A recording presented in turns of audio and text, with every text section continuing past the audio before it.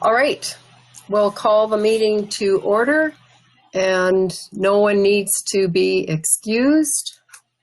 So we will go to the adoption of the September 10th minutes.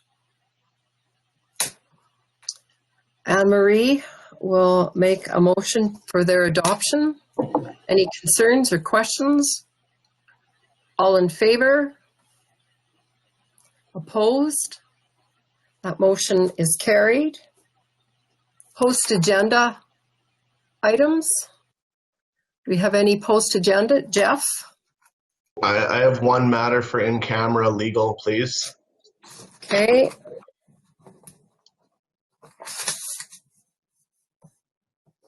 Any other post agenda items? Seeing none, could we get a motion for the adoption of the agenda? Ellen moves. All in favor? Opposed? Motion is carried, which takes us to Bylaw 1994-20, Regional Emergency Management, for the third reading, and we'll pass this over to Lane. I guess, Madam Reeve, the question came up if we're going to have the questions period that's normally at the beginning of the meeting as well. Oh yeah. I just sort of skipped right through that, didn't I? Yes. Are there, we'll go backwards to that. Then question period, notice of motion. If there's any on that Todd is aware of, we'll. And I guess when I skip past it, I sort of know that if someone does show up, we'll certainly go back for that person's time allotment to speak if there was somebody that wanted to. But we will take a few minutes.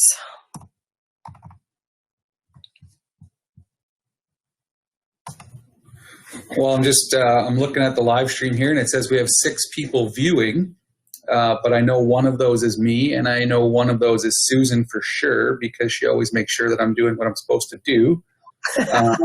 So there's a potential for 4 more, but I don't know who those 4 are. Perfect. God, I'm one of them, Stuart Lukes, but I guess I didn't know where to sign in.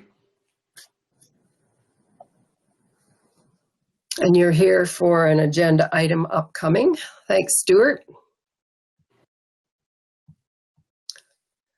All right, well, we'll move along. And as I said, if someone comes up for that would be considered question period, Todd just can text me, I guess. So Lane will go to the Regional Emergency Management, third reading. If there's anything you wanted to add. Thank you, Madam Reeve. Bylaw 1994-20 is before Council. Obviously, it has been before Council on 2 previous occasions for first and second reading. We have received confirmation from each of the other partner municipalities that their councils have also approved it. What we are asking of Council this morning is to approve the agreement. So 2 different steps involved. One is the agreement itself, and then the other is to grant third reading to the bylaw. I think everything is in order, and Council should be ready to proceed unless there's some last-minute questions that any of you have.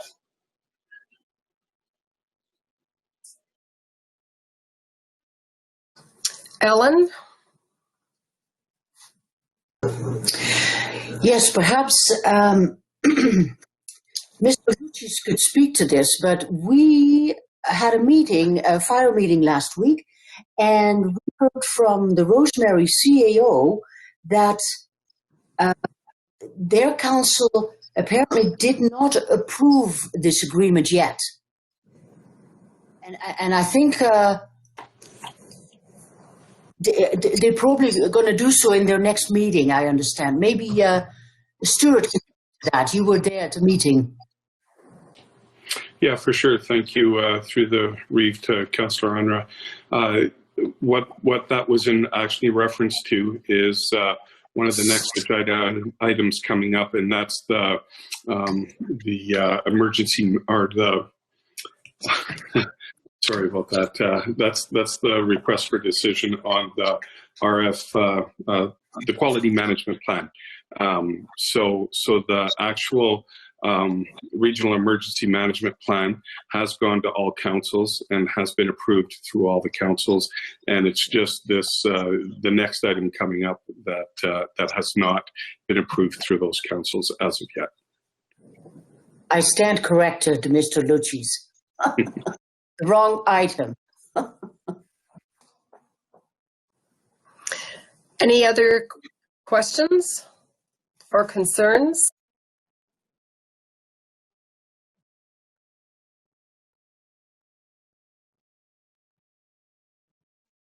So we have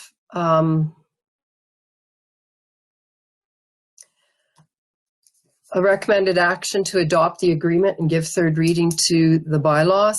Kelly, you will move that? Yes, thank you.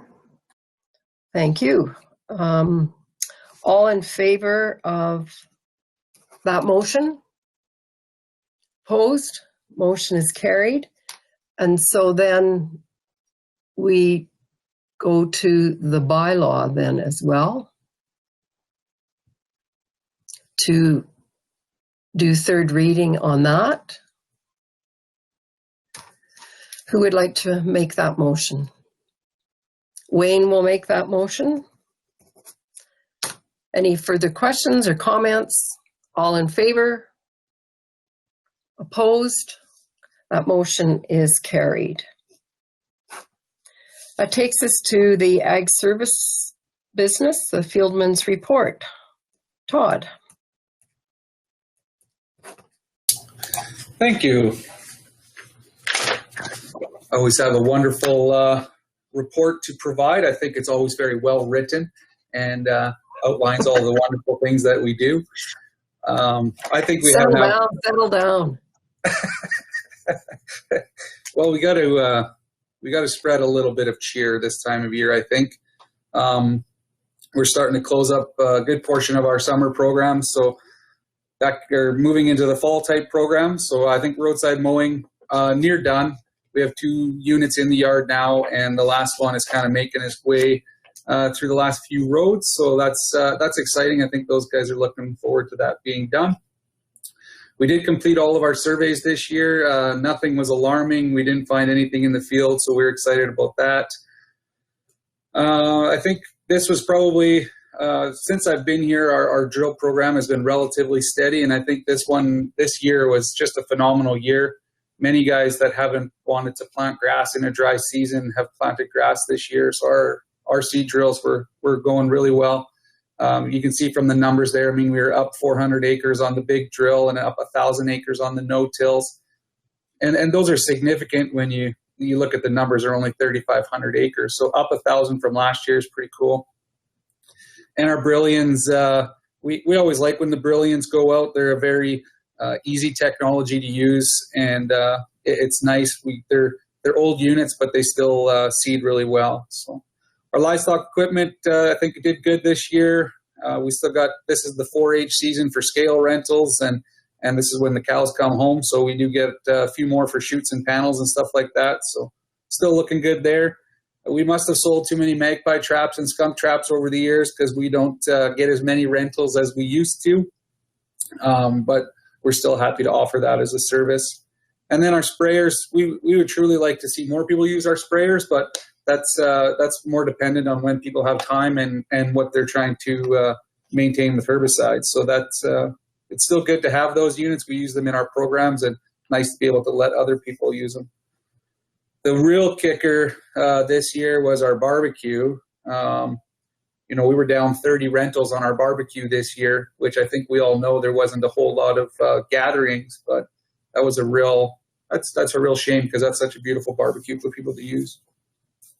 I think we had a wonderful inspection season for regulated weed species. We only had 1 new staff and 3 were returning. So just a great talent pool to go from. And Catherine's always out there with them and doing a great job as well. So happy to have that. I think all of our partnerships that we've created over the last 10 or 15 years, and probably even longer than that, to be honest with you, but just they really help when you have to get something done in short order, or, you know, when you have these kind of programs, whether it's our rental program or rural beautification, when you have to walk into a producer's property or deal with anybody that way. It's just nice to have some common background to start a conversation about weeds, because nobody is really enthused about talking about them, except for us, because we're weird. And again, on the weeds, the Bow River Riverwalk program, I think it went awesome. We're certainly seeing our chamomile levels go down. We used to pick literal tons of it, and now we're down to where we're not picking as much anymore. Doing a great job. We have our special use approval that allows us to do some spraying. And I think we do a good job of protecting that ecosystem. So we're happy about that. Emerson Bridge, great season this year. I think we lost about a month at the start of the season, and it looks like we're still going to be about the same for revenue as we had last year, maybe even a little more. So to me, that means we had more people there. I think that's relatively obvious, but it was certainly some different stresses this year with more people and more cleaning for Chris down there. So we learned some things, I would say, but some stuff to go into next year for sure. We do continue to monitor for Phragmites. I know we talk about this lots. I think I haven't seen the numbers, I guess, from this year, but we were still in that 15 locations across the province, and of course 3 of those were here in the county. So hopefully we're not seeing too much of that spread throughout the province, and I know for certain that we don't have that much of it here, so that's good. No TD tree event this year. Sad day for September, because that's always a wonderful morning spent with 30 plus volunteers, everybody smiling and holding a shovel and planting trees, which I always think we need more of in the county. We were going to plant at the Kinsman Rodeo Grounds, just to the north of our county building here, but TD did close that program. The Kinsmen are still moving ahead with a plan to plant a bunch of trees in 3 phases, and we have offered through our policy the support of our equipment to help them plant those. So we're excited to help out with that. We had a meeting yesterday, and looks like they're going to work on irrigation, getting that stuff set up this fall, and then next spring order their trees and we'll get them planted. So excited about that. One weed that was a little bit weird this year was purple loosestrife. Purple loosestrife, we don't have a whole bunch of it. Thankfully, it's where Molly's from in Manitoba, there's lots of it, but she didn't bring that much out here with her, so that's good. But we did have a lot of moisture early on, and purple loosestrife loves to germinate in water and right on water's edge. So they spent a few more days picking purple loosestrife than we have before, and picking it involves a shovel and bagging it. So you can imagine the amount of wet dirt you have to put in that bag to get that out. So the hard part isn't digging it out. The hard part is hauling it back to the truck. So anyways, just thought I would mention that. We have been working with producers to get strychnine orders in. I don't know, there's quite a few in the file here, if you guys can see me. We're looking at ordering them all and then selling them for the next year. So exciting. You'll notice in the budget, though, that we kind of prepared for a fair bit more than we normally do. So when we get to that budget stuff eventually in October. And then, yeah, coming up, I think we're excited to start doing some roadside seeding, some seed plant inspections. We probably have a few more magpie traps to build and all of the irrigation systems to shut down. So, and I guess on the other end of things, we do hope to continue with our environmental farm plan program. So if you guys know anybody that's looking to complete an environmental farm plan, Catherine would be happy to help them through that. And if they ever had intentions of applying for a CAP grant, usually the EFP program is a prerequisite to do that. So, and that's what I got for you guys today. Thank you, Todd. Questions? Wayne and Ellen? Morning, Todd. 2 questions here. That 3-point hit sprayer, what's the width on it? 20 feet. Okay, and the second question is, I know the EID I think they call it the Bantry Field. They went in this year and sprayed a bunch out, then reseeded. And I heard that the gophers took it out. Now, is that true? I couldn't tell you because I wasn't on the property to see, but there's quite a few acres. When we was at the meeting yesterday for the Kinsman trees, there was a couple guys from the EID there as well, and we were chatting about it. And it's 1,300 or 1,700 acre field that they tried to reseed. And certainly they said when they went back and looked, there was a lot of gophers. So the potential for gophers to eat grass seedlings and the grass seed when you plant it is very high.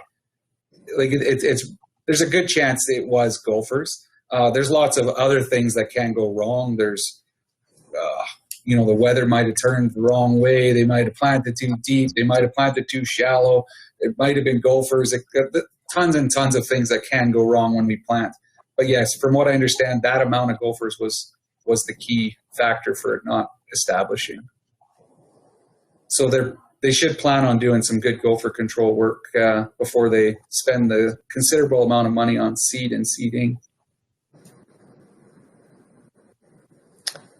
Ellen? Hi, Todd. Hi, Todd. Good morning. I'm just wondering, with the increased revenue at Emerson Ridge Campground, are we close to breaking even at all? Yeah, I think it depends on what you consider breaking even at. We're really close on the operating expenses. But, our financing, when we account for everything. So every time we go down there, we charge it to the park. Every time we, have a part or a gravel haul or like when we're moving gravel in, we charge that all to the park.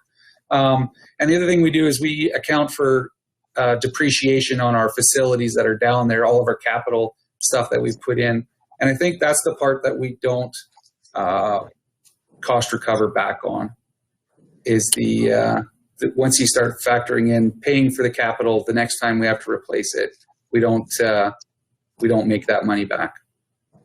But operating we do, or very close. Thank you, Todd. You betcha. Any other questions for Todd? Clarence. Todd, just a matter of curiosity over the years, have you noticed that perhaps we have a real decrease in the skunk population? Can you tell by the amount of the traps go out or something of that nature? Because you certainly don't see them on the road as much. You hardly ever see them anymore. And it's like there isn't a whole lot around anymore, at least not in our area. Yeah, it's a good question. And I guess, anecdotally, we are involved in that rabies vector program in the south with those partner municipalities. So, when the guy is out, he traps from the 36 bridge on the Bow River all the way across to south of you guys here, Clarence. And he doesn't see a lot of skunks. In fact, he catches, I think, more raccoons, if I remember right, this year than he does skunks. So I guess it would be hard for me to quantify that there's less skunks, but there certainly does seem to be less skunks, if that makes any sense. We have a lot less dilapidated buildings, I think, than we used to. And that seems to help keep those kinds of populations low for sure. Speaking of skunks, there's Brian DeJong with his hand up.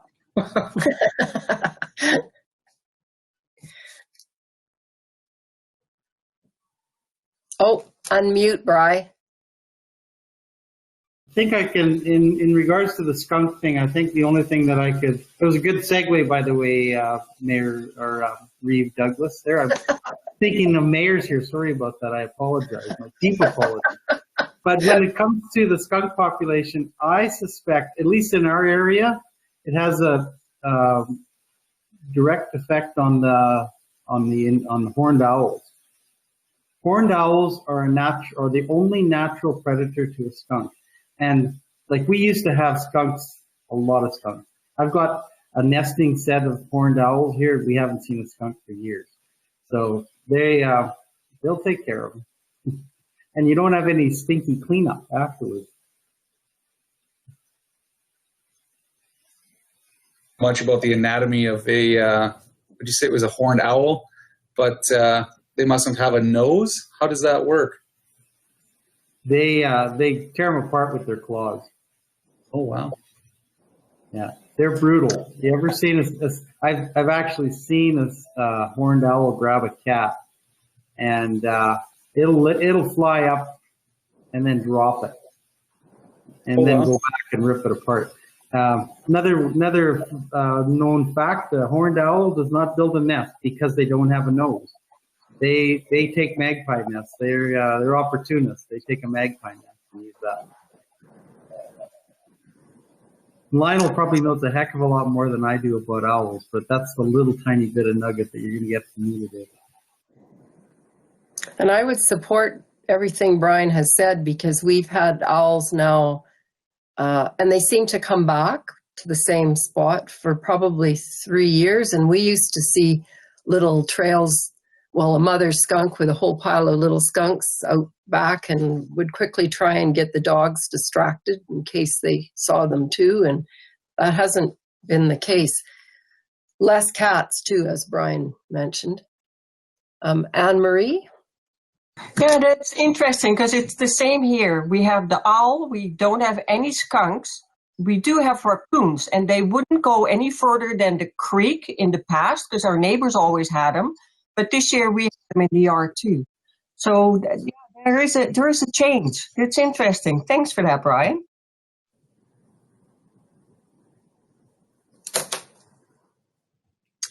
Clarence, look what you started. Hubie, you're another skunk, obviously.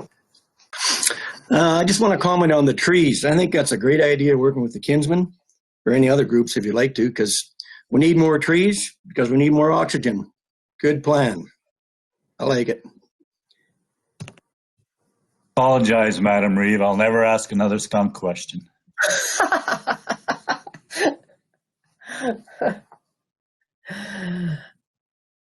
Yeah, it'll be interesting to watch when the balance shifts. It's so interesting. I always think with the gophers and the coyotes and the connection there. So we'll have to watch for the skunk horned owl connection. Any other questions for Mr. Green? Tracy? Just wondering, Todd, about the hawks. Like, I have noticed out here, there is a lot of hawks, and they're very active right now. Like, they're doing flybys, like, all the time. And just wondering if you've seen that too. We were just talking about, and I thought, yeah, there's more hawks, I think, this year. You know, I really don't have the greatest bird knowledge, but there is a lot of hawks. I think we had a high population of, we talked about voles, I guess that was this morning, sorry, not with you guys, but there's lots of voles, there's lots of mice, and there's lots of gophers this year, and I think that helps with those populations for sure. And this time of year, I'm wondering if we see them more because they have to get closer to our properties, maybe.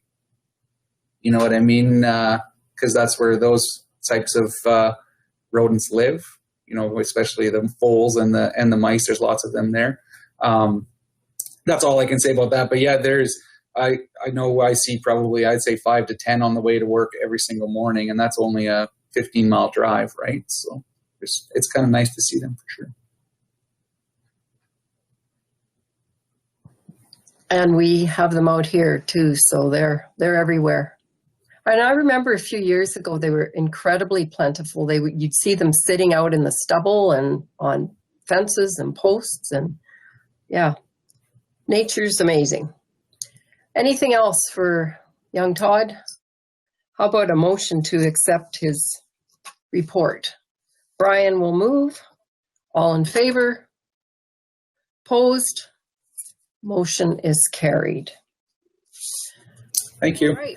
Thank you, Todd. We'll let you get back to your other work here of the day with us, and we'll go to Stuart for item 9.1, Regional Quality Management Plan, the fire accreditation.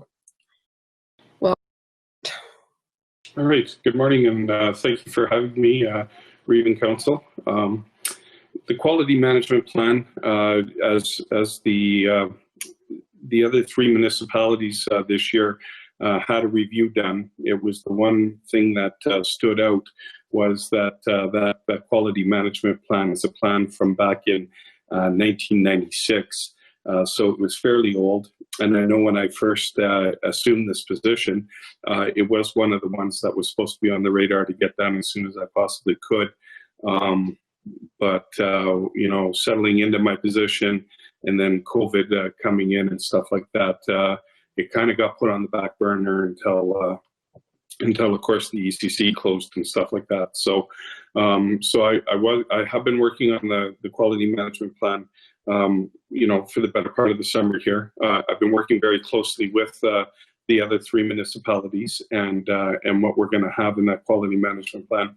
And for the most part, there isn't a whole lot of changes to it other than with the old plan, we weren't specific on how often we did certain inspections and stuff like that, where they wanted that listed out this time. If you look to that document, we have it highlighted in yellow, all the different areas. And basically, it's your Group A and Group B type of inspections that need to be done on a yearly type basis, and then your Group C's and as well. And then when you get into your commercial style buildings and those kind of things, it's basically by request or concern that I would go in and do those inspections. So I don't think it's going to increase my workload any more than it already has happened. Just because we're already doing the schools and we're doing, I don't know how much we're doing restaurants and stuff like that, because I think we've only been doing that on request. But according to the way it's laid out, we should be doing those on a yearly basis, in particular restaurants, just to make sure that their grease traps are being cleaned, that they're getting inspected as per the NFPA standards yearly, so that we don't have a high fire risk within those restaurants. So that part of the QMP changed from 1996. And other than that, there was a little bit of a structural change there where they had my position close to the bottom or below the fire chiefs and the fire guardians within the communities, and I've switched that where I'm above the fire guardians and they're below me now. Working with the municipality CAOs, they're A-OK with the way I've laid that out, and fine. This plan still does need to go to their councils. But there isn't any anticipated issues or problems with that, and we may have to make an amendment or two once it's gone to their councils, but I think for the most part this will pass and go with no problems. The other thing that was notable in this is the petroleum tanks. That was something that I don't, and I still don't have certification to inspect and check, but I am working on that course through online right now, and I'm hoping to have that completed early this fall, and we'll have it done. And I had a conversation with the Safety Codes Council going back about a month ago now, where they talked about where they were going to put the petroleum tank portion, because it was in 1996. That the County of Newell would inspect them. So what they've done is put it on hold until I have my certification, and then they'll just re-implement it. And of course, with this new plan, it'll be the same thing. They'll hold that petroleum tank portion of the QMP until I get my certification, hopefully, you know, early in November here, and then it'll just kick in, and then I will be the inspector for all petroleum tanks within the County of Newell. So with that, my recommendation is that we approve this quality management plan today, and thank you.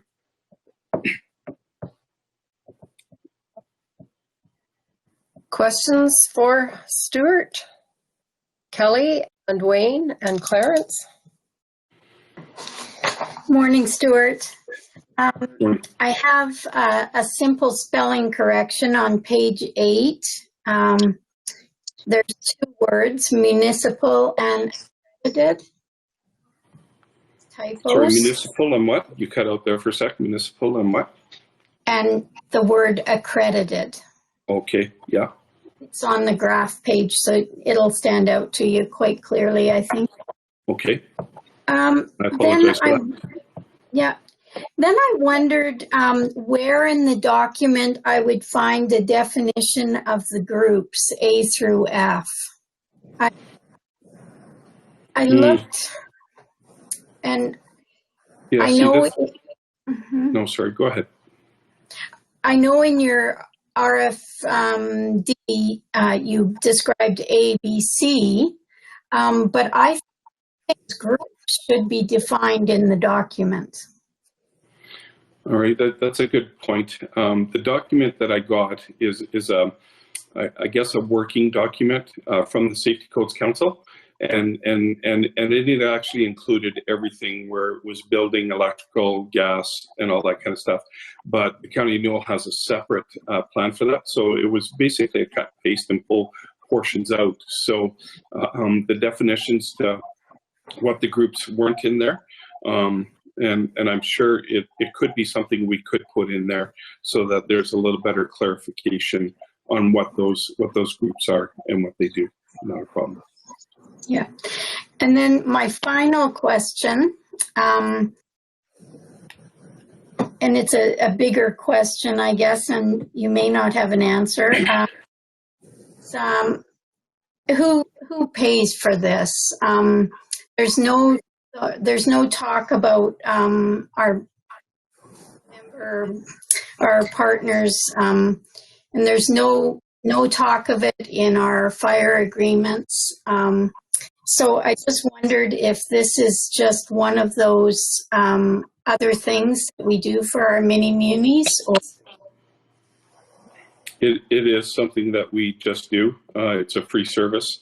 I know that in my other position with the City of Brooks, when I did their inspections, there is a cost to doing the inspections, and it's not a whole lot, and it definitely doesn't cover my wage in doing it, right? Simply $25, and if I have to go back for a second inspection because of deficiencies, it would have been $75. Now, is that a realistic cost even with the County of Newell? I don't think so, because there's differences here where there's travel time that needs to be done and things like that. So a minuscule $25 really doesn't cover a whole lot, not even administrative of my time to sit here after the inspection to type out the reports and send them off to the individual people. So currently we don't charge for anything. If that was a flavor of council that we need to do that, well then we would have to work with municipalities to come up with a set cost for it then. Okay. And then my final point, based on the answer to that question is, I think at the very least that the document should be, when we update our fire agreements, I think that this document should be mentioned in there. This is quite a service that they are getting, and it should be recorded whether we are charging or not. Who is looking after this document? Okay. Just my thoughts. Thank you. Thank you. Wayne?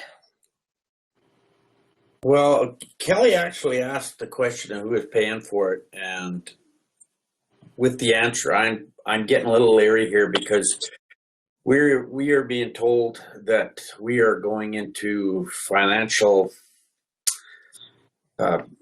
shooting gallery because we're going to be losing a lot of money. I just don't think we can give away free services anymore. And especially, you know, the small municipalities are getting a lot of free stuff from us already. And I have some concerns over that. So how would we address how this is paid for? Do we look at that in the budget?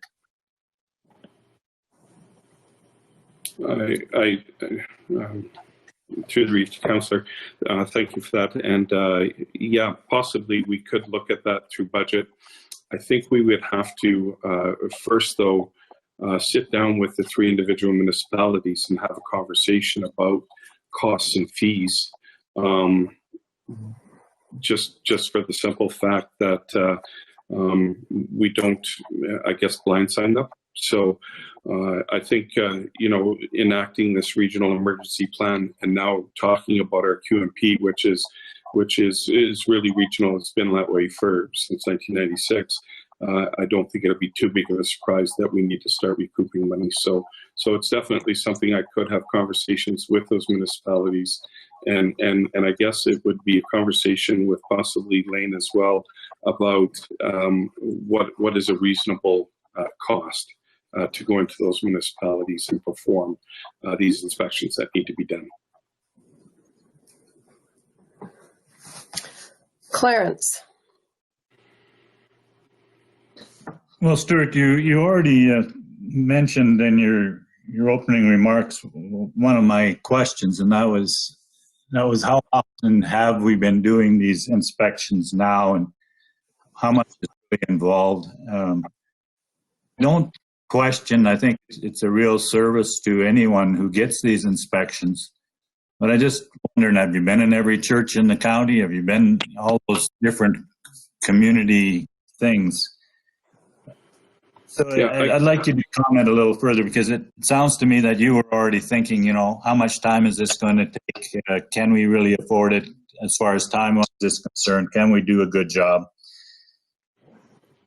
The second part of my comment is about small municipalities and is this a free service? Don't forget, when we talk about this, that a community hall in Dutchess is also used by Div 8 or in Rose and so forth. So many of these community buildings that are being looked at and should be looked at, and I think people should always carefully, but as a service for them, that, you know, none of us wants to see something burned down. So, you know, this is something that people should be looking for.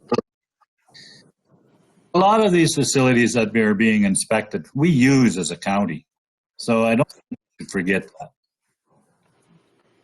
Yeah, absolutely. So yeah, I would say that if I were to throw something out there, I haven't done a lot of inspections, just simply, you know, October to April when COVID really came in there. I've done a few, and now that COVID's been in, there hasn't been a few, but I have done a few. I've done the Tilly Community Hall, and there's a few other that I've been doing.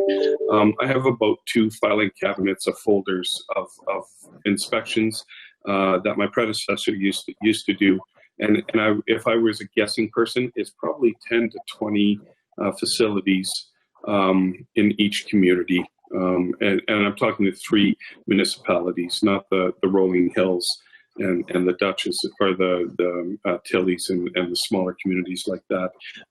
I can't say that we've been in there a whole lot with those, so I would have to really sit down and do the numbers.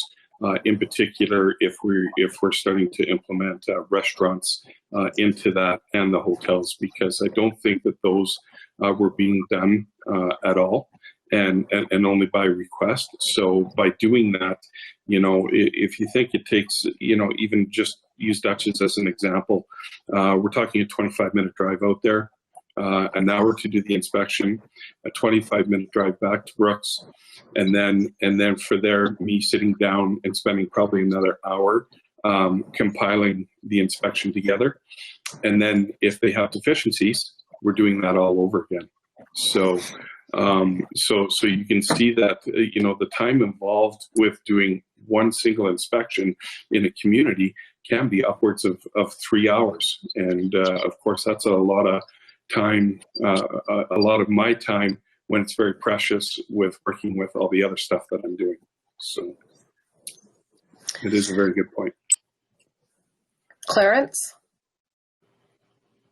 Yeah, and of course, you know, we're concerned about safety, but we're also concerned about cost. So I think if we start getting a record of, you know, what has been inspected, maybe some of these things can be done every year, or some of that in that nature. And if that helps with the scheduling and so forth. I mean, certainly, you know, I look at things in the hamlet of Rolling Hills. I mean, there changes from year to year. It's is it, you know, is there proper care and caution being taken on a daily basis? And if it is, it's going to be the same this year as last year. So we should, you know, if we're having trouble getting around, maybe be a goal to, you know, we didn't do something this year, let's do it next year, and so forth, and get her done, rather than really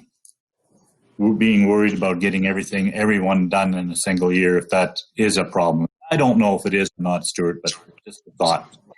Yeah, I think a lot of that is time management. I think as I went on and I got my areas figured out, it took me almost 2 years in Brooks, because I actually did upwards of about 150 inspections for the city of Brooks in 1 year.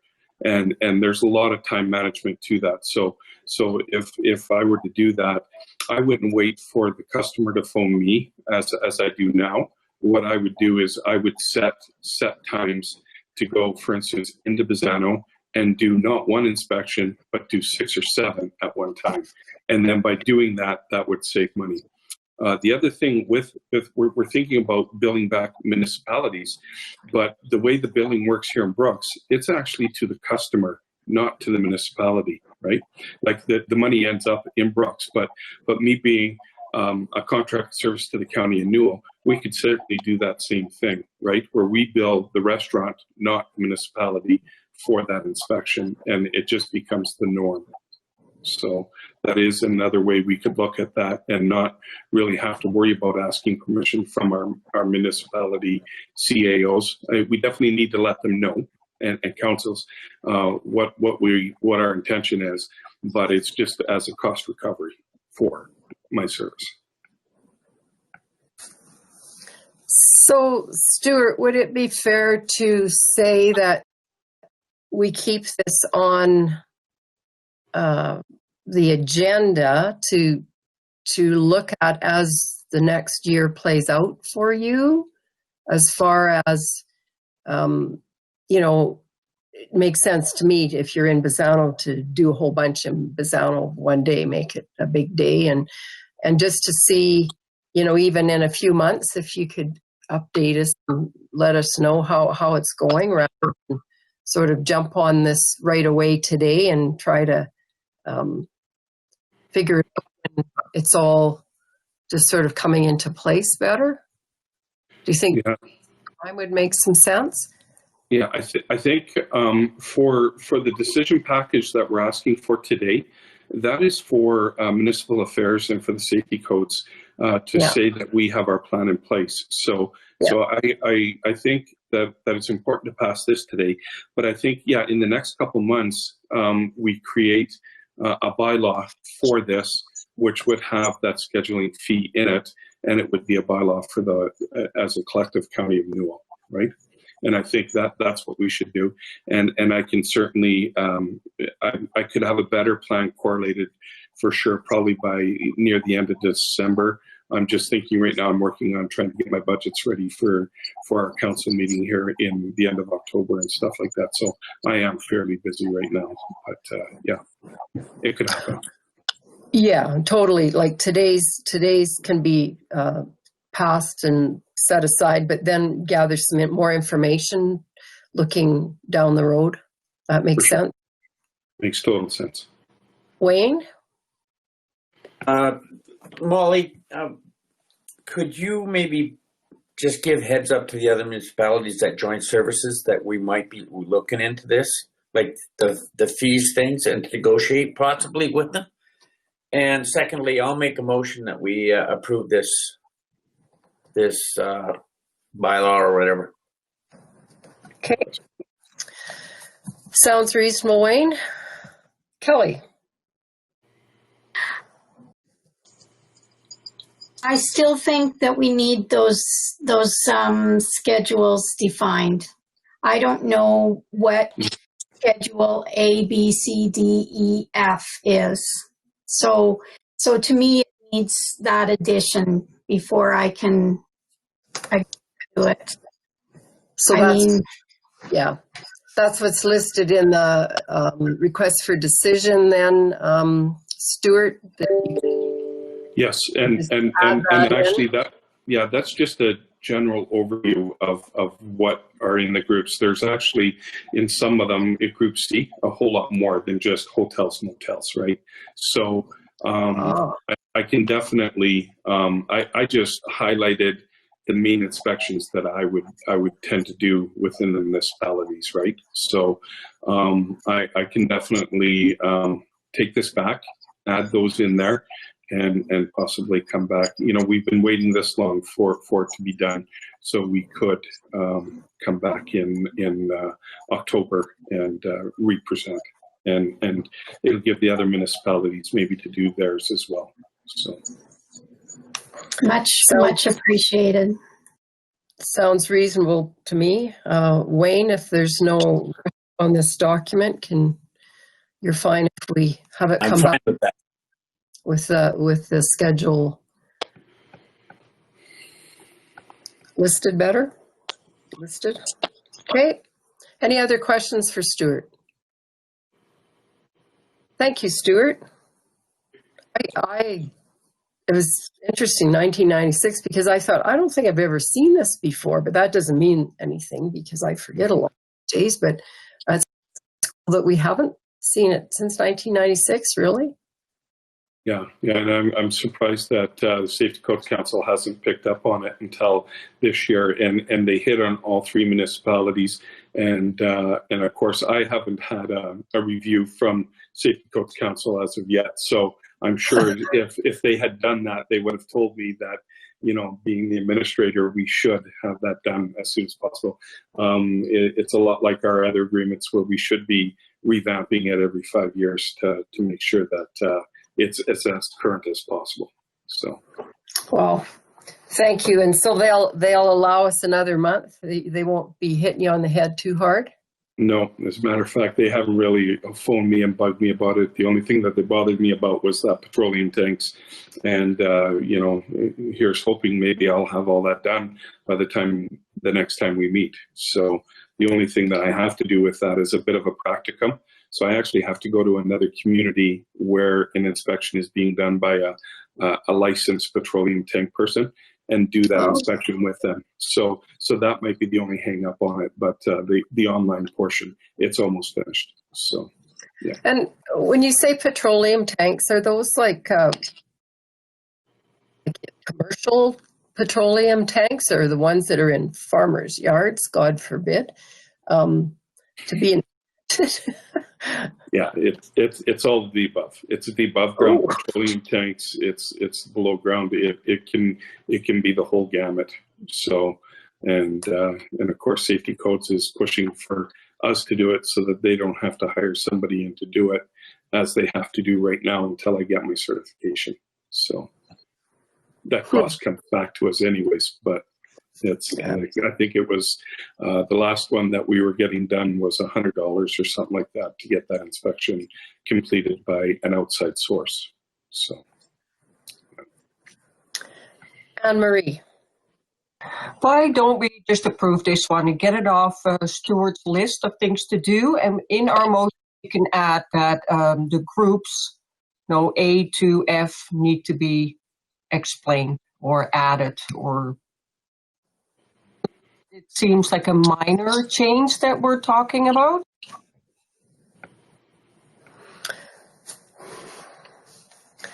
So you would like to bring back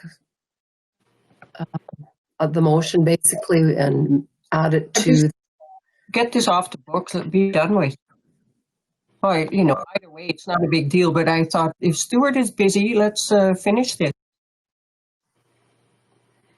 Kelly was the one that wanted it delayed a bit to do this, so would you be happy with that approach, Kelly? Well, I mean, my short answer is no, because if we're going to list all the restaurants, all the motels and hotels, and and things like that, then we also need to talk about a fee schedule. I'm confused now. I thought you were just putting the group list. We're not listing That's every hotel and motel and all that Stuart's doing right now on this amendment. This amendment will define what Stuart will be inspecting. And the old agreement included all of those hotels and motels and restaurants, which are very time consuming and which each facility needs in order to get insurance. So at some point we need to talk about a fee schedule for those descriptions. Yes, so I thought we were going to wait and get some information before we talked about that. But my concept of what was being added to this document is not specific. It would be Group A, like Group A, and these are the this is what Group A covers. Yeah. And so right now, halls, churches, daycares, not actually listing names. No, I realize that, but we need it defined so that we know what we're agreeing to do. But that can be done down the road, correct? As Stuart works his way through this. In the meantime, right. I go back to Anne-Marie's suggestion. We approve this plan with the addition of the groups.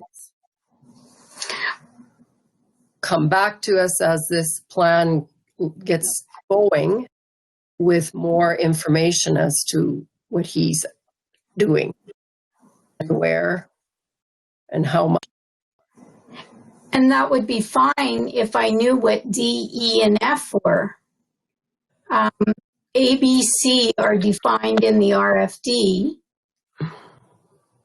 but D, E, and F is not described anywhere. Well, they can be added in then, is what we're talking about. I would like to know what they are. Well, it's the tanks and stuff we've been talking about. Oh, that's somewhere, the DEF. Stuart?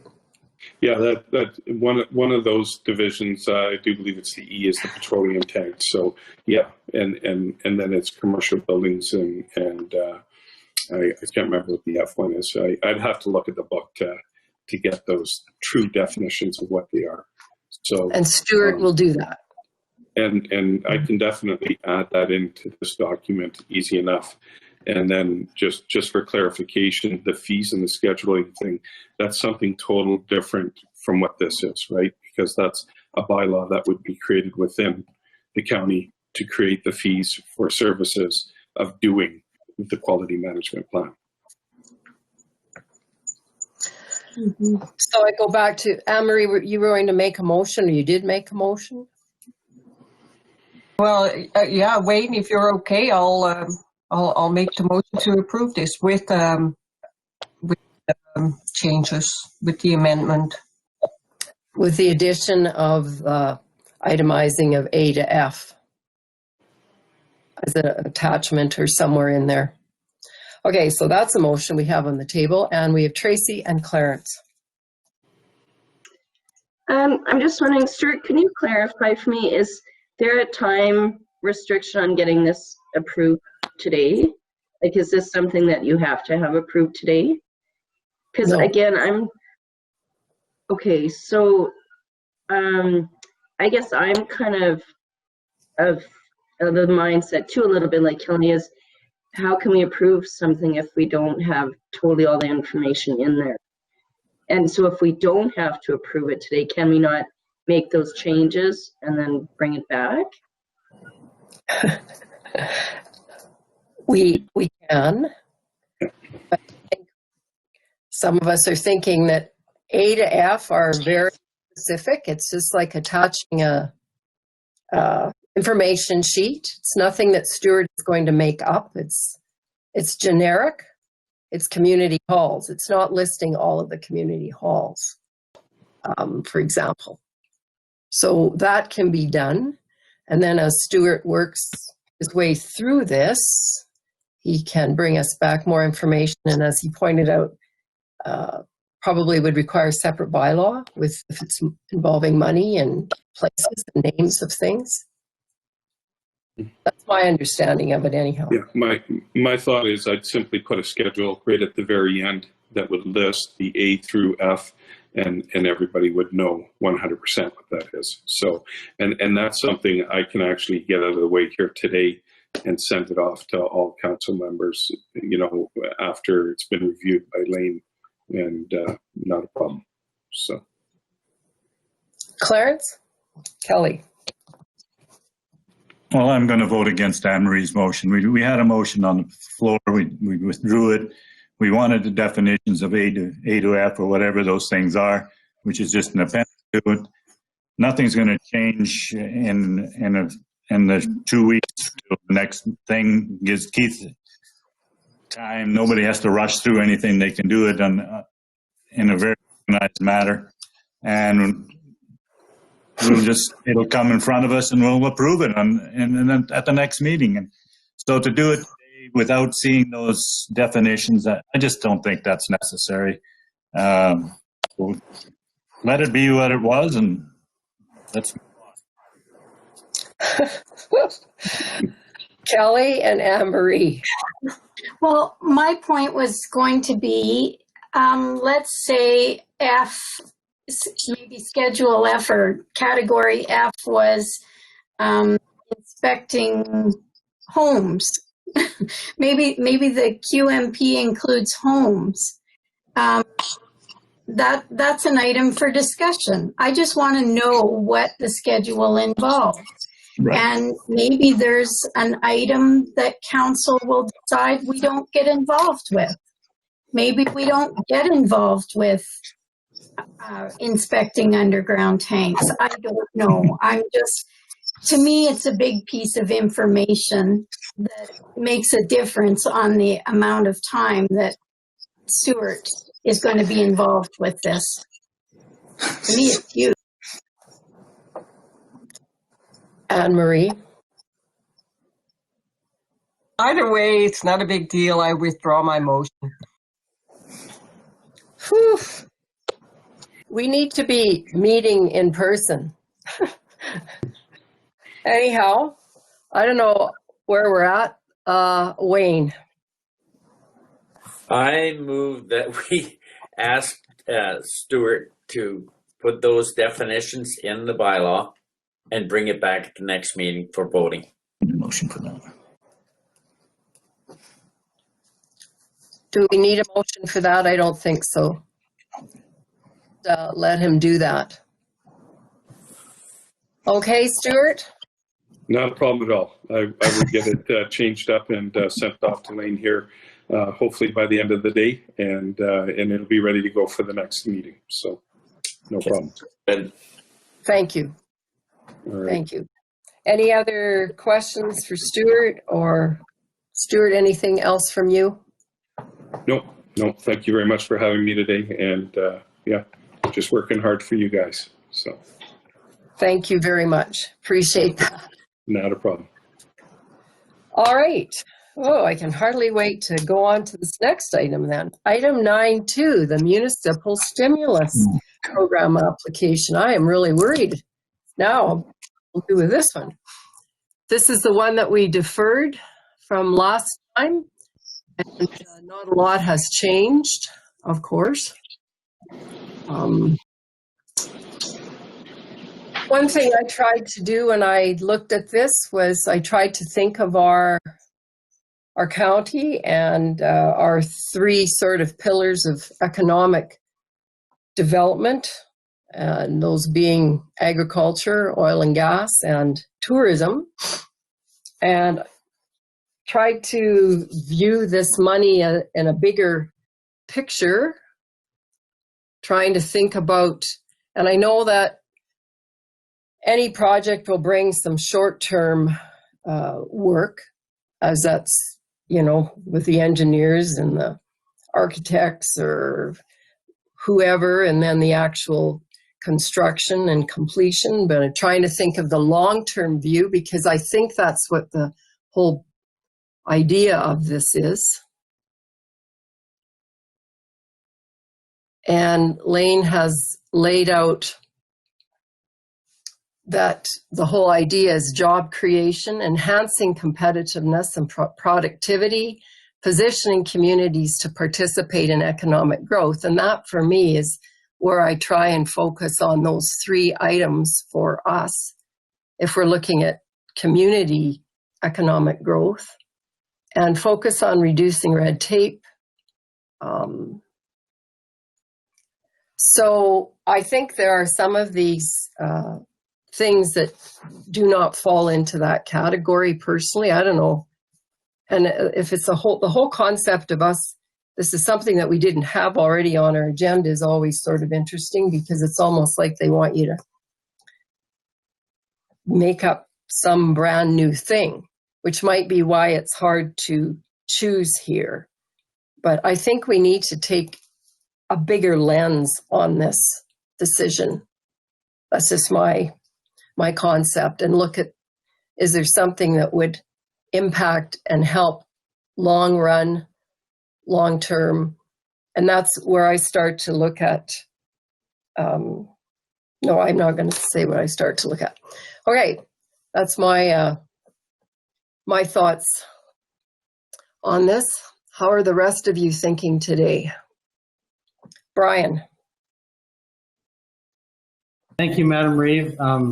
As you have so great alluded to, I think the focus has to be, for the biggest selling feature, has to be something that benefits the entire county, or the general, every area of the county. And for me, that really comes back down to the rural water project and doing some completions on that.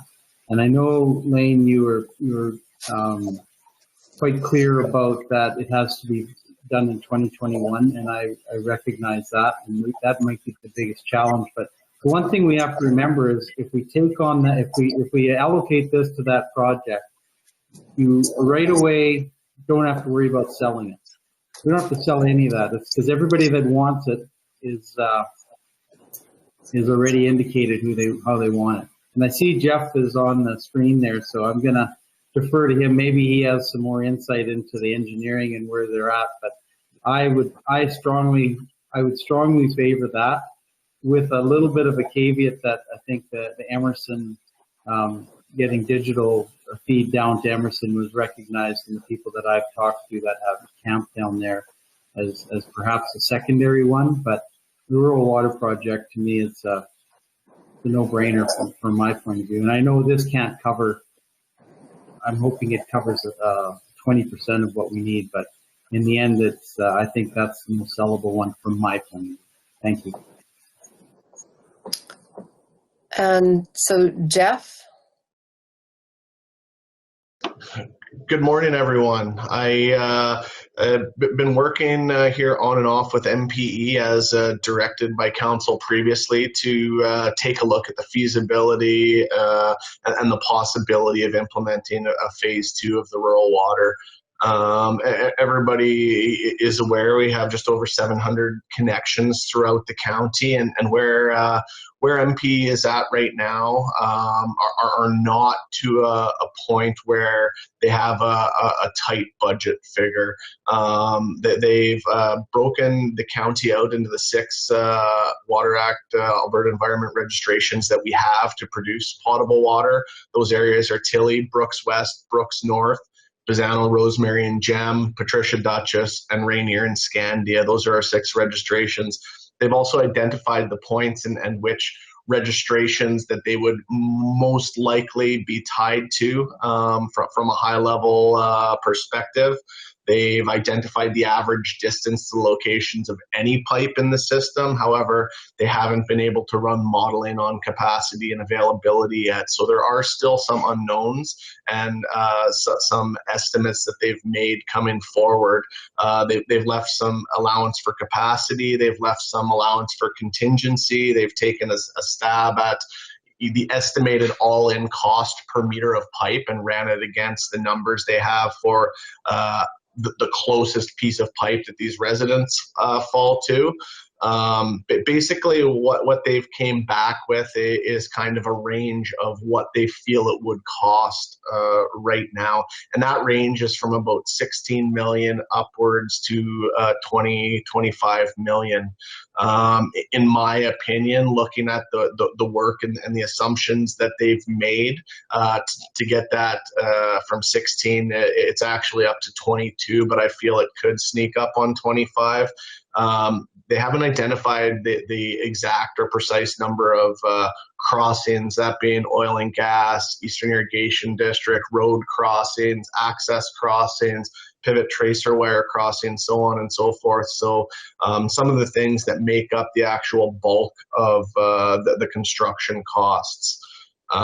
They also haven't allowed any costs, and I believe it was somewhere in the neighborhood of $1.7 or $1.8 million with the original project for facilitating and organizing the collection of easements. And you know, we had easement signing parties and so on and so forth. So that's another cost that hasn't been included in this.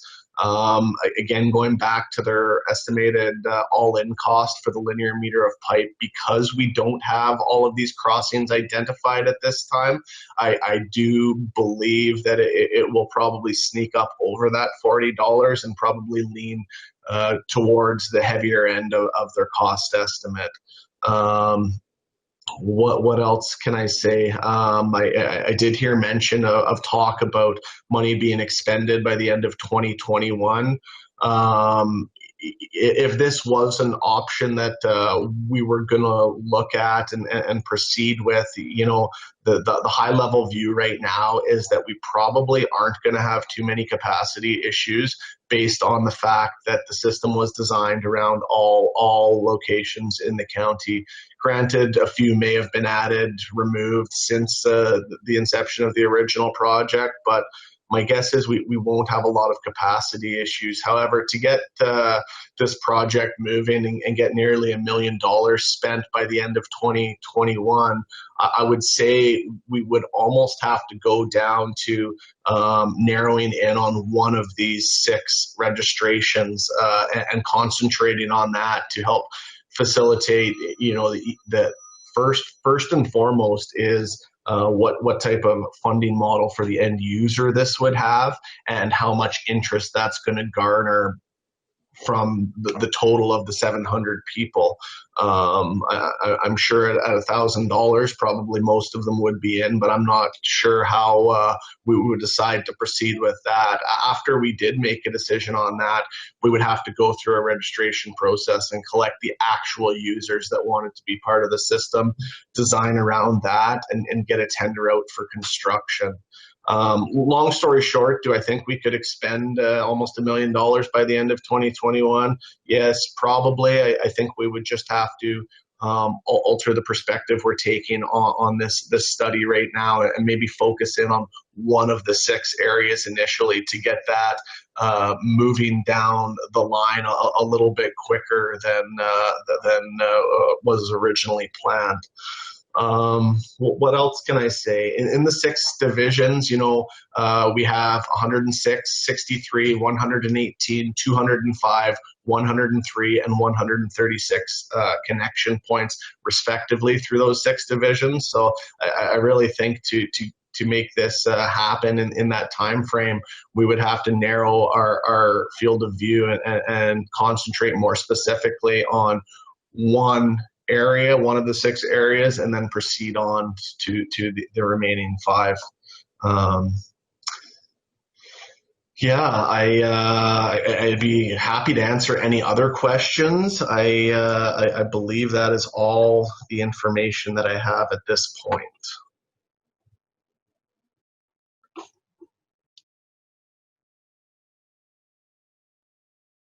Wayne.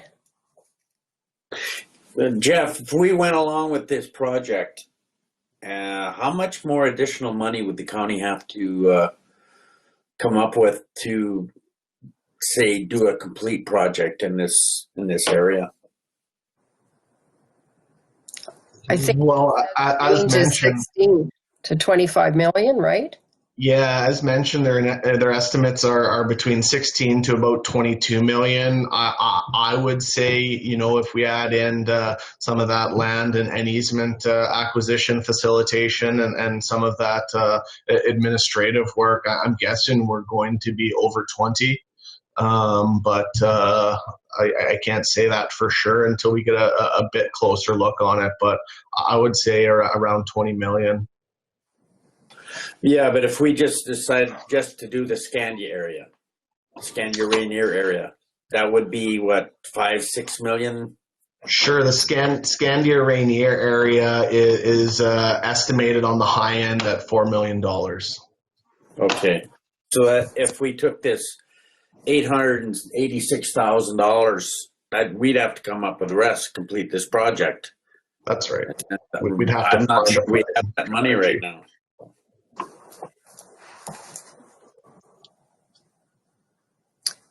All right, you have that information now. Other thoughts, Brian, having heard all that? Well, I mean, I guess I'm looking at the stimulus, and I left last meeting wondering if we should do any of them, because we've all talked about them, but I can't see the benefits. I can't sell some of those to different parts of the county when they say, well, it's a stimulus program that's supposed to help everybody. How do we help Patricia and not help Scandia? How do we, you know, put in a parking lot in one area and not in another? And so that's the general view. And I think it goes back to our discussion before stimulus was announced, is that we felt that expanding or finishing the water project was a priority for our county. Maybe I got that wrong. It was a priority for me. Maybe that's what I should term that it was a priority for me, and I think a few other councillors. But that said, I think it's we don't have to sell it. And but anyways, I'm curious to see what the rest of council feels like on this or other projects. Clarence, Lionel. Well, I think we should have a look at what is our capital plan in general. We get almost $900,000 thrown in our face, and if we don't do something, we're going to lose it. And that's what's causing all the problem. A lot of money, and we should look at it. To get worried about spending it in one area or not, that's very defendable if you have a plan and you're following your plan. Everybody is going to get some benefit over the next 20 years because they end up spending money over the next 20 years in certain areas. So to get worried about the fact that fitting everybody, I'm not sure that's legit, especially if you are following a plan that this is our capital plan, and as money comes available, this is what we're going to do. I'm not sure that we have that together yet. We have all those things, and yes, we've talked about them all, but what are we going to do first? Well, do we have money for it or not? And if we're going to do a little one or a big one, or we're going to do 10 little ones, and I think you really look at and prioritize what we want to do as far as a county, as far as capital expenditures are concerned, and then say, okay, where can we fit this $800,000, $900,000 in? And I looked at it last night, and I really don't. I think we need a really broad discussion on what we want to do in the future. Want to do the water? And are we going to do that at the expense of all the other things that are down there as little things or not? We've really never had that discussion. I think the discussion we have to have is how are we going to spend the dollars that we have for capital, and we're going to have any dollars for capital in the future. We don't even know that. That's another thing that's entering into this thing that, you know, have no idea whatsoever what kind of dollars are going to be available. So, yeah, I don't know how we're going to solve this unless we discuss.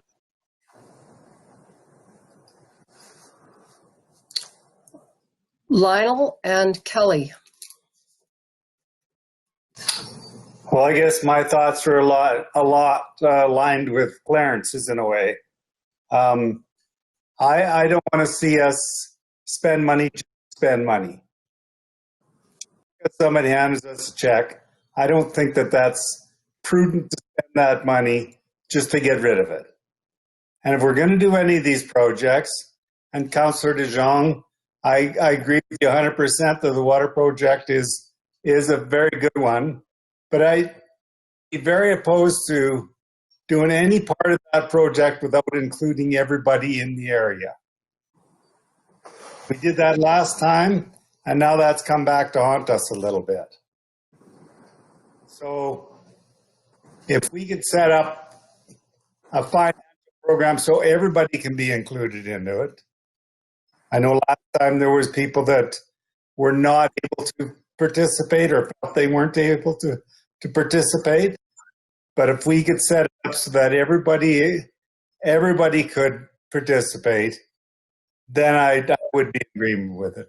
But to leave anybody out and have to redig up roads and whatever else to continue it on another phase in the future, I'm not in favor of. That's just a couple thoughts I had. Kelly? So my thoughts on this money was to go towards the water project. First, the first opportunity was supported by grant money. Could this not be put out to our ratepayers who have not signed up to the project yet? See what's applied for by the end of a deadline, and the benefits would be dispersed amongst the applicants. The municipal side of project. So if I had I'll just use me for example. If I had a $30,000 trench my property line or construction cost to my property line, I get the same benefit of that $800,000 as somebody who had a $5,000 trench to their property line. It would be divided equally amongst the applicants to the water project. Did I make that clear?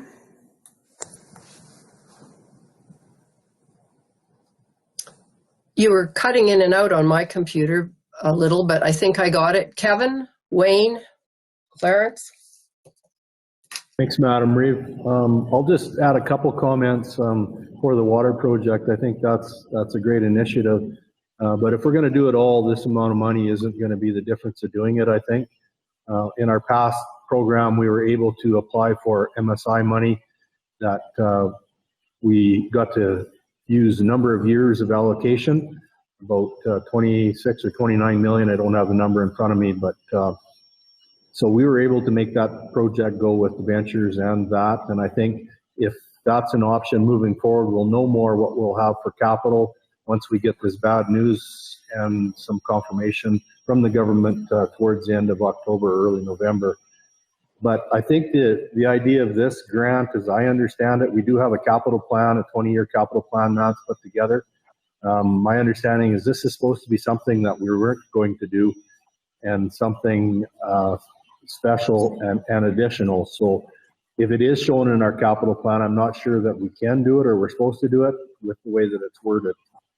So it would, to me, it would have to be something that's new and outside of that. But maybe Matt could comment if he's on here.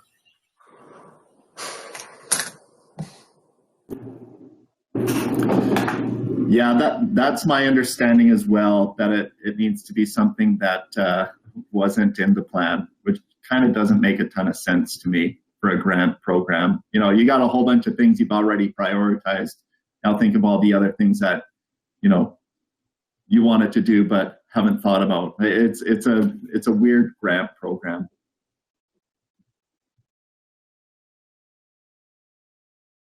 So for clarification purposes, these suggestions that we've been looking at are not on any capital plan. Yeah, I don't think they are. So that's part of our problem, maybe, with trying to sort this out. Yeah.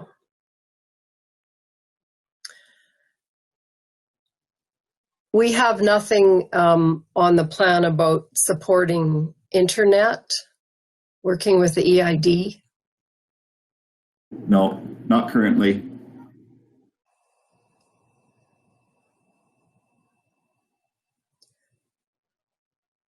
Wayne, you had your hand up, and Clarence, I think.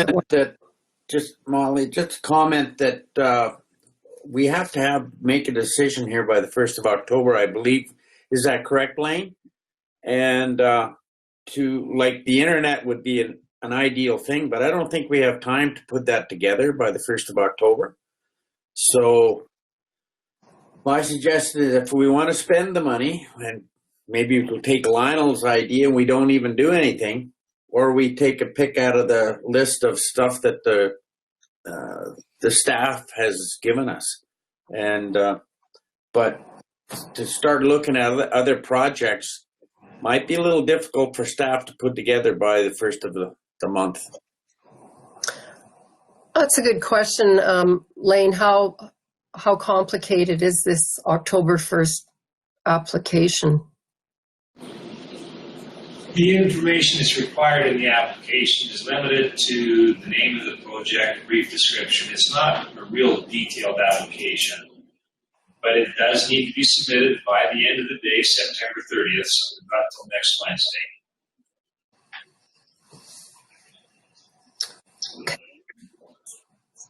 Wednesday. Clarence, did you have your hand up?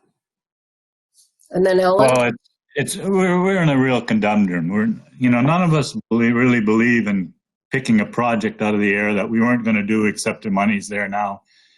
And it just doesn't make, it's just your typical government handout that drives you nuts. They're trying to stimulate jobs that you wouldn't do otherwise. Well, maybe we can make the argument that we aren't going to do it unless we have the money. Well, now we got the money and we're going to do it. Does that make it new, or does that make it out of your plan? Or how do you twist that? I mean, every time you apply for money from the government or try to do something, you have to bend the facts a little bit, because it just never works out the way it doesn't fit in your plan. It just doesn't work. It's crazy. And so I don't know. I just think if we have a plan and we have a capital plan, can we use this money somewhere and turn it into something? Because we wouldn't do that plan unless we had the money. And now we got the money, let's use it. So I don't know. I'm not adding anything, but it's just so freaking frustrating to me. And Matt touched on it a little bit, but it's exactly like that.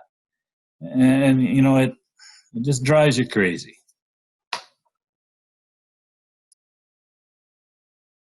And I think we're being driven crazy by this, and that's why we can't figure anything out.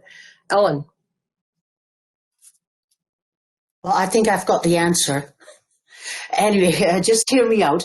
Now, the focus of the Alberta government with this stimulus project is on telecommunication infrastructure. It is also on campground facilities. They also said tourism was their focus as well. So it may only be taking around $100,000. If we had power spots more in Emerson Bridge and the telecommunications infrastructure, we would get way more campers, I believe, because God always tells us that they're the first sites that always are being taken. So this is a revenue generating for for the county. And now with the COVID, more and more people are staying in our area. I understand that Lake Newell, for example, people are lined up to camp from Calgary, Red Deer, other places. So I know it's not that much money, but I think that this particular project for Emerson Bridge will just fit right in their idea of this stimulus project. Just my 2 cents. I don't disagree. I said that last week that would be one, but we have much more money, which is why I threw out the idea of the internet with the EID speeding up the implementation of what they're doing. Anne-Marie? Well, I kind of agree with everyone. Like, it's frustrating. We don't have a project. Well, we have the water project, but this is not enough money for it. So what I'm thinking, I'm leaning towards take the money, whether we agree with the program or not, take the money and pave that road, either the Silver Sage Road or the one that I would pick first is north to the existing end of the pavement at Bow Slope, because that's a connector road between 2 paved roads, involves Brooks, so we have a partnership there. It will open up that area. There's a few acreages already. I think that would be the road, and then we'll use most of the money.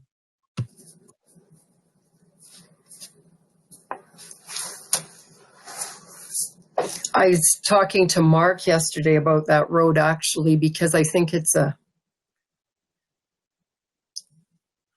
if you look at what we've been trying to accomplish, it's been to build good infrastructure for our ag and energy industries. So, and obviously at the same time that helps residences travel. So,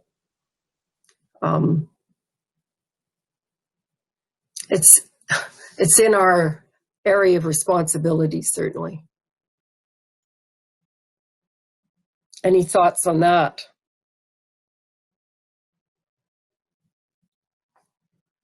Hubie? Well, those are my thoughts on that road, as well as 145, I think it is, Range Road, to pave it, because the more we pave, the more we help the infrastructure and industry, agriculture. So I think that's the road to pave, you bet. Mark, would that take up the money? I was just kind of spitballing some of those projects based on some of our average costs, and due to small projects, we're likely going to be paying a higher rate than what we see on much larger paving projects. You're not going to see the $600,000 or $700,000 per kilometer and stuff like we did on the provincial paving projects that we partnered on. So I'm sure it's going to eat it up, but council might also have to contribute some funding to that to some degree to make it happen. Just I don't have any engineering estimates or anything that I could apply at this time to provide you with a detailed cost estimate on any of those. I more or less looked at what the estimated grant value was worth, and from that high-level summary that I prepared, kind of identified things that were less than 1 mile in length or 1.6 kilometers in length that should be achievable with that grant funding without any additional county contribution, but some of them could be pushing that limit, to be honest.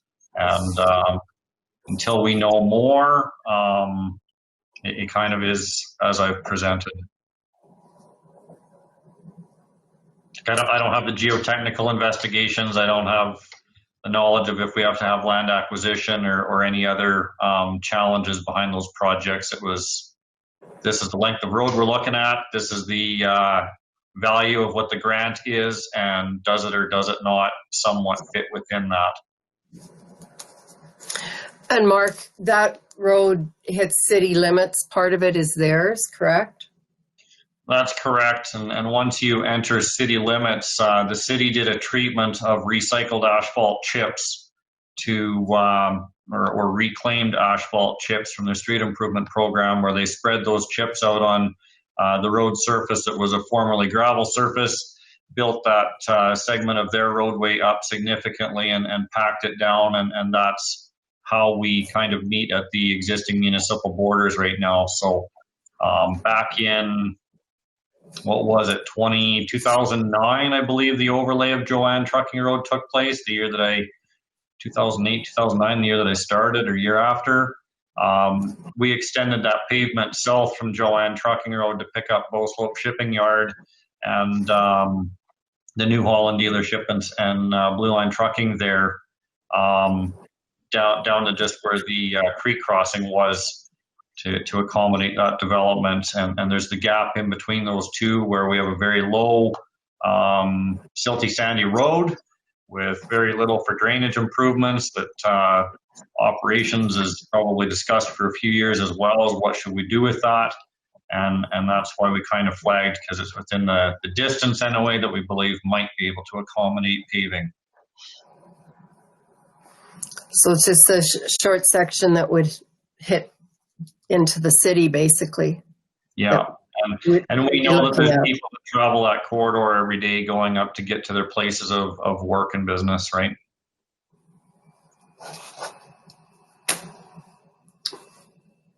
Ellen? Yes, this question is for staff, perhaps for Mr. Johnson. Now, just curious, I did look at the paving projects as well, but do the paving projects in general fall into the category that the provincial government wants to focus on in this stimulus project?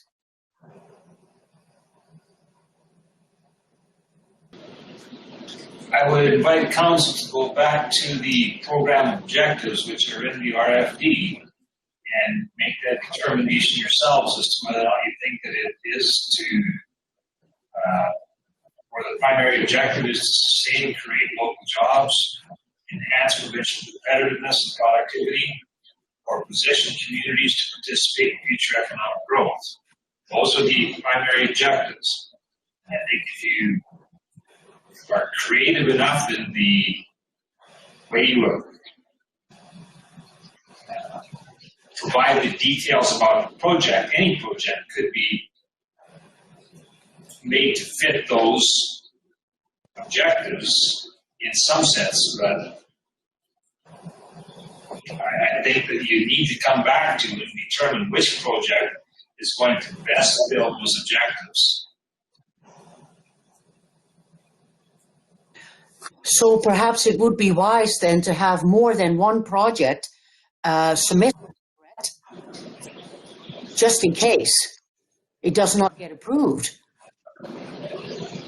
I would be very surprised if any project that was applied for wasn't going to be approved. This is really a project that you need to be, that needs to be supported at the local level, and I would expect that the department is just going to, as long as it has met the criteria, that it is going to be approved without there being much question asked.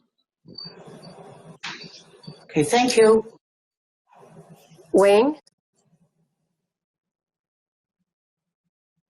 This piece of pavement that you're talking about, I just can't agree with, because like Bow Slope there is well serviced already by Joanne Trucking Road. There's a few acreages along that road that would be serviced. I don't see a lot of agricultural use, because most guys will come off 36 in there or from the north. So I just don't see I think there's other projects that would be better. I support the Hamlet truck parkings and Creator Compound and Emerson Park. But this one here,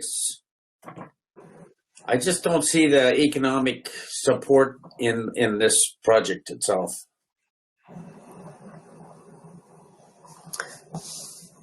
Well, I think that's sort of difficult in a lot of these, for sure, which is making it extra hard for us. Maybe maybe we should be looking at it as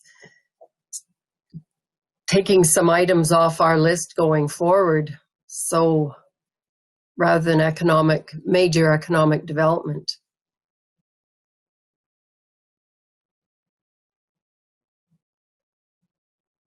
Even at that, if we picked off those little ones,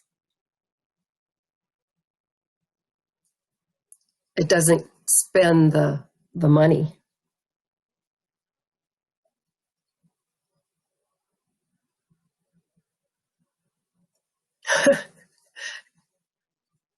So there's no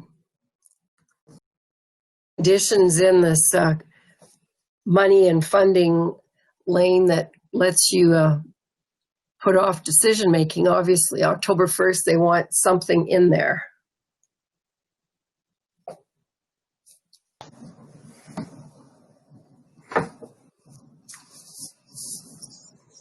Wish we were more into believing in solar and stuff, because that virtual power plant renewable energy system would just be perfect.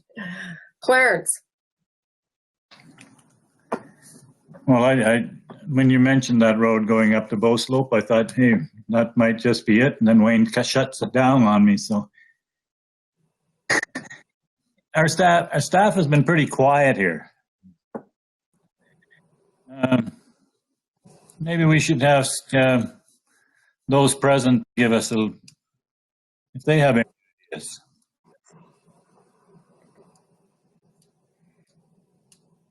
We got Matt, we got Jeff, we got Kevin, we got Lane, Mark. If they ever want this money spent, we might just have to pass a motion that they decide.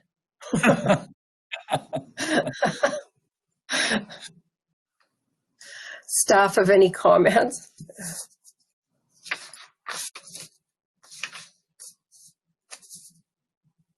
We're probably all too biased of our own areas to make a mention to council on where we should spend money.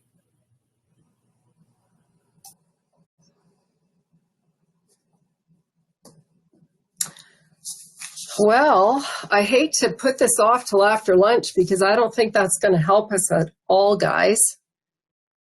So I think we have to bite the bullet and just do something. And it's crazy because for the government to put this out there with the way it's written, it's difficult, and it can't be something that we've talked about before. So I think we just have to pick something. Emery. Well, a final try on this road, because I don't agree with you, Wayne, when you say that road has no purpose. It's a connector road, it's a partnership with Brooks, and there is agriculture on that road. I think Lakeside has a lot of fields there. It is a connector road for people to get to work, maybe not necessarily across the highway, but to the feedlot and to the different businesses that are on the Joanne trucking road. And the amount is so close. Like that one, in my mind, is if a perfect road, if we really want to take that money and spend it on one project, get it done. I support the concept, Anne-Marie, because it's a little bit more inclusive.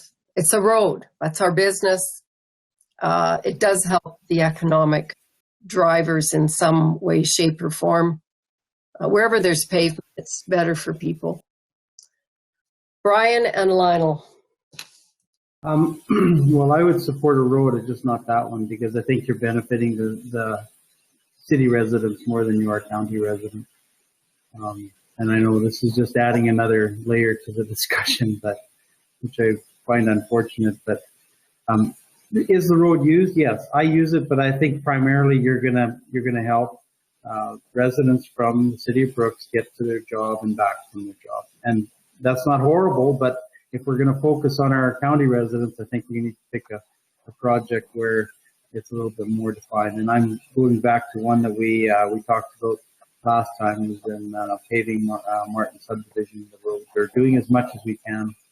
I think that is direct county people that are businesses that are there. It would stimulate some, if it's not full already, I think it would help motivate that area to get paid, to get full, to keep the people there and to provide a higher service level. The other thing that I look at is the continued maintenance on that road. I think it's pretty high. I know the guys have given us some numbers before as far as what it costs and how often they have to be in there fixing a road, because it does have a lot of high level traffic. And you know what? From my point of view, if it costs $2 million and we can get $1 million for it, we've saved 50 cent dollars.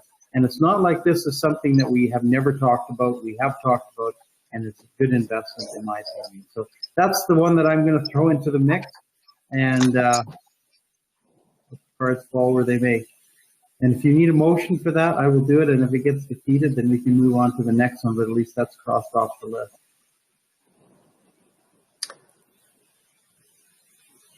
Mark, just a question on that. We think it would cost more than $1 million, and there's lots of accesses and all sorts of things in there. But we would have to figure out as we went, I guess. Yeah, to respond to that project, what was summarized in the listing is the perimeter loop. It does not include the internal north-south running road throughout that subdivision. Again, trying to work with distance and dollars available, and council's previous comment of paving project that was fully funded through the grant money and not having to commit any other tax dollars towards the project. We anticipate some challenges in there because road widths are restricted, pavement leading up to the properties and stuff, the number of accesses, road approaches to the businesses are generally wider because of the heavier, wider, longer units that are in and out of those properties. I'm here to deliver upon whatever council decides here. I'm not the decision maker, and Jeff and I sat down. Terry participated in some of it. We spitballed a bunch of ideas, looked at lengths of roads. We just thought that there were a number of constraints in the Martin Industrial Subdivision that were going to bump the prices out of the grant funding availability to get it all done without additional municipal contribution. Not to argue anything or whatever, but because you've had lengthy discussion on the Bow Slope Road, it's further south than the work that we would be taking upon, but we have had developers along that Range Road 14-5 on the west limit to Brooks, north of Highway 542, develop property, and some of them do have some hopes of future development in that area as well. That may be that economic spin-off or driver, but based on the current economic situation and times, I don't know if anybody's willing to invest in further development if vacant land inventory is not selling. However, on that road, I've recently learned that 2 properties have sold in a subdivision along that road as well.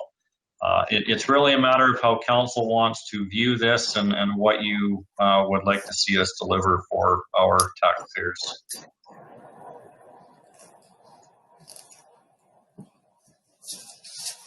So, Mark, did I hear you say that the perimeter loop or part of Martin subdivision could be paved with this money?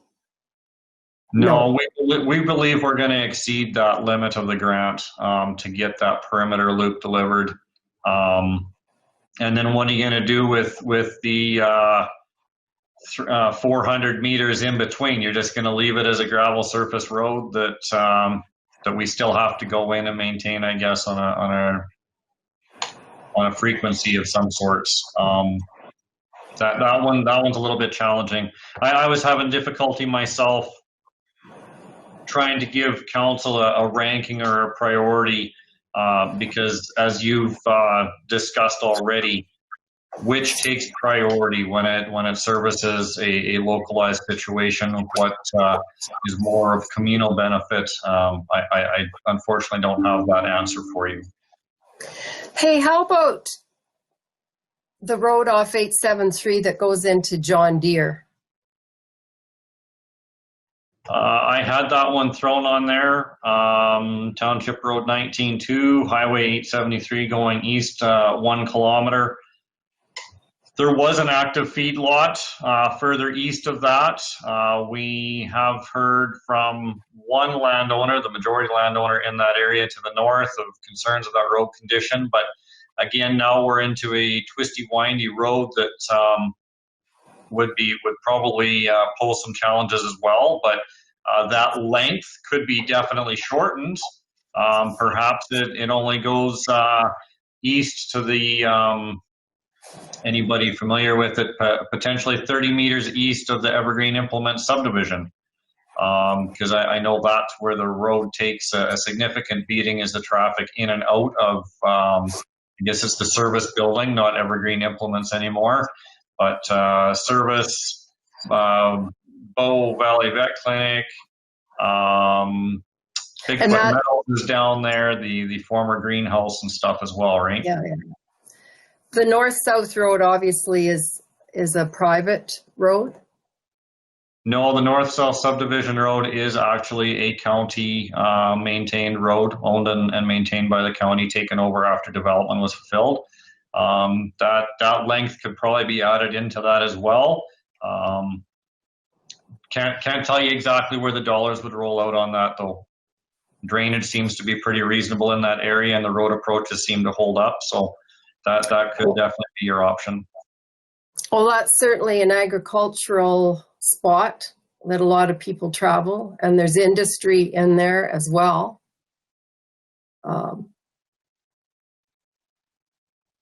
That's just a brand new one that popped into my mind, because I hate when I turn off that nice 873 road and have to, like, it's just a really hard piece of road to maintain as far as I'm concerned into that area. So there's complicating it, but we might be able to fit it into the money that we've got available, and it's probably not on a capital plan that would be looked at by the government. So Wayne, what do you figure? I just want to, is there more land down in that area for development, like other businesses could be moved in there? At this time, there are 2 bare land parcels that I'm aware of. Whether they get used by the current owners for storage from time to time or whatever, I really don't have any advice for council on that. But 3 parcels for sure currently do not have any building improvements on them, but may be used for other purposes.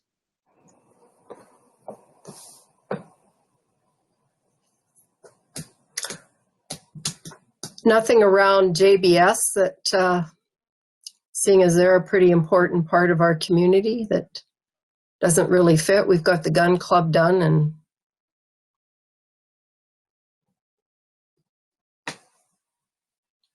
Lionel? Well, I wanted to speak a little bit about the whether it's residents or city. I really believe that we should do projects that are good for the region and not just worry about county. I think we've made those mistakes in the past. Council has been working quite well with communities, and I think we should continue to look at it more as a regional benefit rather than just county. And so if that road 145, if city uses it as much as county, so be it. It's for everybody's benefit. Or even the service road, service equipment. So I would not concentrate on who uses the thing. To the region. Tracy. Yes, Madam Reid, I would like to make the motion that we go ahead with the project of paving on the, was it the 145 to that from Joanne Trucking past Bull Slope. 14.5. That would be to do our part of that road then that's still been left as gravel basically, right, Mark? That would meet the city. Correct. Is there any further? Oh, sorry, Tracy. Just going to say, I guess it was my recommendation that we make the application to do it, is what I should have said. Hey, I'll make it up as we go if we can just get something decided. Clarence. Did management tell me again, I think you've already said the length of road that is, and also how many lots there are there still for potential development? Did we have a number there? Just off the cuff here, what is there? There is one undeveloped, well, there are 3 vacant parcels in the Smith residential development, one that currently has a development permit taken out on it. A new one just sold 2 weeks ago, I believe. One that is unsold. There's what do we got here? We've got another 18 acres of potential development on one parcel, another 10 acres, so 28 acres of development. You also have an undeveloped lot in the Levitt subdivision that was constructed 10 years ago, 8 years ago-ish. Otherwise, it's just about built out.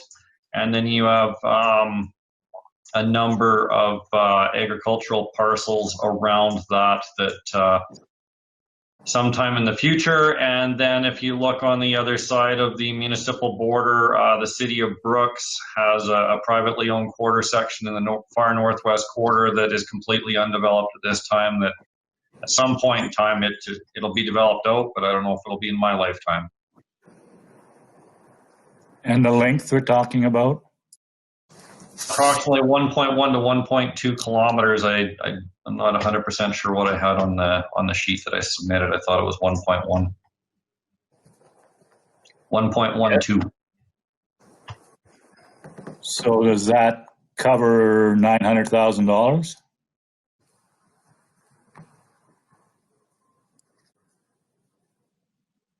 I believe I was estimated around $840,000. High level, just to remind council. It's under, which is better than over if we're trying not to spend any more money. Any other questions? Tracy has put a motion on the table to proceed with that 14.5, that 1.12 kilometers. I'm going to call the question. Most exciting question I've ever called.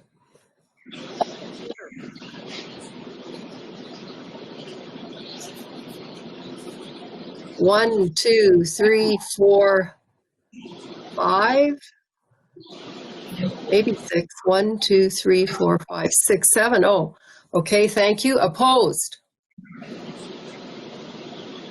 The motion is carried. No one drink over the lunch hour because we have to finish the meeting.